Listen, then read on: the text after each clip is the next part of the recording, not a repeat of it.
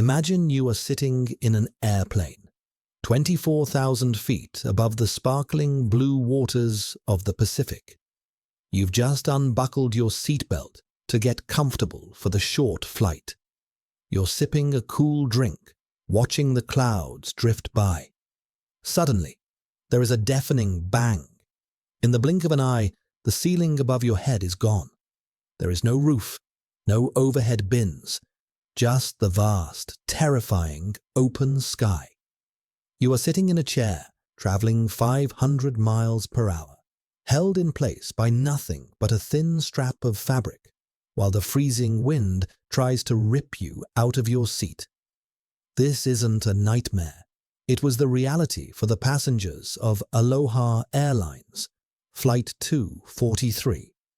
How did a routine trip turn into a convertible flight from hell? Let's step into the sky and find out. Hello and welcome. If you're new here, welcome to Amazing 5. April 28, 1988 began as a perfect day in paradise. For 24-year-old Emma, it was the start of her very first solo vacation. She had spent a few days in Hilo, on the southern side of Hawaii, and now she was heading to Honolulu. It was supposed to be a quick 35-minute hop, the kind of flight locals take like a city bus. The plane was a Boeing 737, a reliable workhorse of the skies. As Emma walked down the jet bridge, she noticed something small, a tiny crack near the front door. It looked like a bit of rust, nothing serious. She assumed the engineers had checked it 1,000 times. She found her seat in row 5, right at the front of the cabin. She buckled her seatbelt, watched the flight attendants begin their service, and felt the familiar push of takeoff at 1:25 p.m. 24 minutes into the flight, the plane reached its cruising altitude of 24,000 feet. The fasten seatbelt sign was still on, a lucky detail that would save dozens of lives. Emma was looking out the window when she heard a sound like a cannon firing. Instantly, the cabin was filled with white mist and a roar so loud it felt like her head was exploding. When the mist cleared a second later, Emma gasped in pure horror. The ceiling was gone. From the cockpit door all the way back to the wings, about 35 square meters of the airplane's skin had simply peeled off and vanished into the atmosphere. One moment, Clarabelle Lansing, the lead flight attendant, was handing a passenger a glass of water. The next, she was sucked out through the hole in the roof. There was no time to scream, no time to grab anything. She was just gone. Clarabelle had been with the airline for 37 years, and in one tragic heartbeat, she became the only soul the sky would claim that day.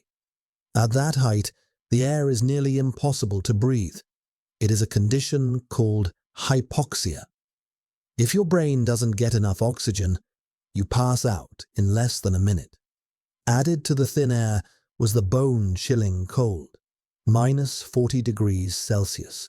The wind was hitting the passengers at 500 kilometers per hour, feeling like 1,000 knives cutting through their skin.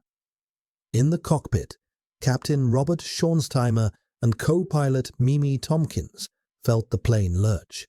When the captain looked back through the cockpit door, he didn't see the cabin. He saw blue sky. He realized with a sinking heart that the front of the plane was sagging. The nose of the aircraft had tilted down by nearly a meter. The only thing holding the cockpit to the rest of the plane was the floorboards.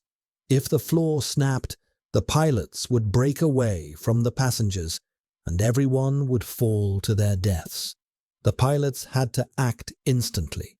They had to get the plane down to 10,000 feet where people could breathe. Robert began a terrifyingly steep descent, aiming for the nearest runway at Maui Airport. In the back, Emma and the other 90 passengers were huddled in their seats, eyes closed, praying. They were covered in debris, insulation, and hydraulic fluid. Every time the plane turned, they could see the metal groaning and bending. They knew the plane was literally falling apart in mid-air. As they approached Maui, a new crisis emerged. When Mimi lowered the landing gear, the light for the nose gear didn't turn on. This meant the front wheel might not be locked. If they landed and the gear collapsed, the sagging nose of the plane would hit the ground, snap off, and the entire aircraft would flip and explode. With no other choice, Robert lined the broken bird up with the runway. At 1:58 p.m., just 13 minutes after the explosion, the plane touched down. The passengers felt a massive jolt, but then the screech of tires.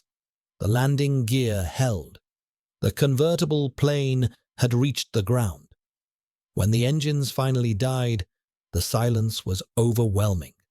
Emma looked up and saw the fire trucks and ambulances racing toward them. She was safe. Out of 95 people on board, 65 were injured, but miraculously, Clarabelle Lansing was the only fatality. The investigation by the National Transportation Safety Board revealed a chilling cause: metal fatigue and corrosion. Because Hawaii is surrounded by the ocean, the salty, humid air had been eating away at the plane's metal for 19 years. This specific plane had taken off and landed nearly 90,000 times, the second most of any 737 in the world. Each time the cabin was pressurized, the metal stretched and weakened until it finally gave up. Emma's story is a reminder of a powerful lesson. Safety is a shared responsibility. Passengers later admitted they had seen cracks or loose rivets before boarding, but didn't want to cause a scene. Today, aviation rules are much stricter because of Flight 243.